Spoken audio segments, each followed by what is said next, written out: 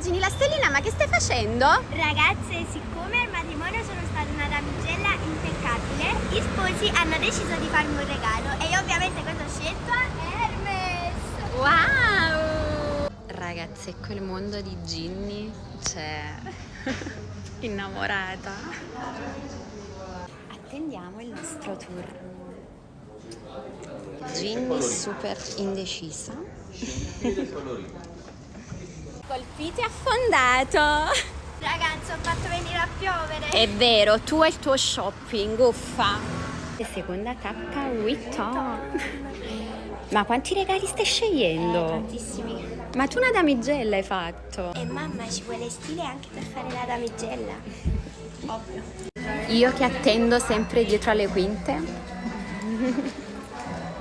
Cioè ragazze, nemmeno la pioggia ferma Ginny la stellina. No, Assolutamente. no, no.